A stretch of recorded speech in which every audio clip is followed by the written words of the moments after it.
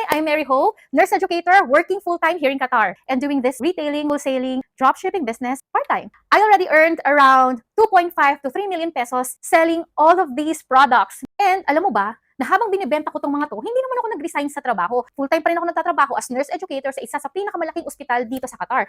Una, syempre, binibenta ko siya sa mga kaibigan ko, sa mga taong nagtitiwala sa akin. Ang maganda dito, ang mga produktong ito, hindi lang naman available dito sa Qatar o kaya sa Pilipinas. Available siya sa Italy, UAE, Switzerland, Canada, USA, at marami pang iba, lalong-lalo na dito sa Middle East. Marami akong mga kakilala na bumibili lang ng isa, dalawa, tatlo, pero marami sa mga ito ang paulit-ulit na bumibili sa akin. Naging regular customers ko na, kumbaga, kasi maganda yung resulta ng produkto sa kanilang health. At yung mga hindi ko naman kakilala, yun ang pinakamadami. Nakita ako sa IG, sa Facebook, sa TikTok, so kung saan-saang social media platforms, sa mga group pages. Ang nakakatuwa, kahit hindi nila ako kilala, bumibili talaga sila ng produkto.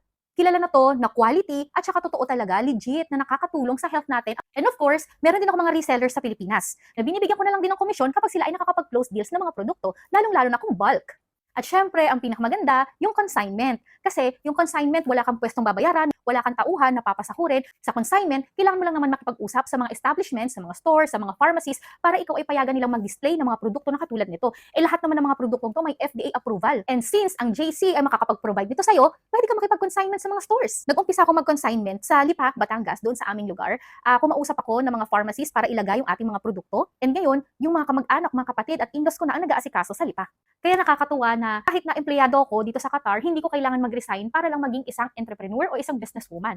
Ang nagustuhan ko sa JC, unang-una, maganda yung kumpanya, trusted and legitimate, legal na nakakapag-operate sa Pilipinas at sa ibang bansa. Pangalawa, yung produkto. Importante kasi yun, hindi pwedeng magbebenta ka tapos hindi naman quality yung mga produkto binibenta mo. Sa JC, tuloy-tuloy ang innovation, talagang naghahanap sila ng paraan para mas mapaganda pa ang mga produkto nila, mas dumami pa ang pwede kong ibenta, na hindi naman ako yung nagmamanufacture, hindi ako yung problema kung ilang manufacturing plant na bang kailangan kong itayo. O kaya hindi na rin ako yung problema kung anong produkto ba ang next kong i-discover para mabenta ko. Sila na lahat ang gumagawa nito para sa akin. So ako, as nurse educator, dun lang, chill lang ako, magtatrabaho ako. Tapos magigising na lang ako isang araw na meron na naman akong bagong produkto. Pangatlo, syempre, malaki ang kitaan. Yun ang gusto natin, di ba? Dahil dito sa pangatlong to na malaki ang kitaan, malaki rin yung naiipon ko at nakakapagbayad ako sa Pilipinas ng mga condominium dues ko, katulad ng mga bills, mortgage, and of course, nakakapagbayad din ako ng tuition fee ng anak ko sa Pilipinas, anak ko dito sa Qatar, and of course, nakakabili din ako ng mga bagay-bagay na hindi ko nabibili before kasi nanghihinayang ako sa JC, pwede kang kumita, 20% lang okay din. Kung gusto mo ng 40, okay din. Eh kung gusto mo ng 60, yung pangmalakihan, pang long term na talaga, pang wholesale, ano? Kaya naman, buong pasasalamat ko na ang JC ay merong lahat nito.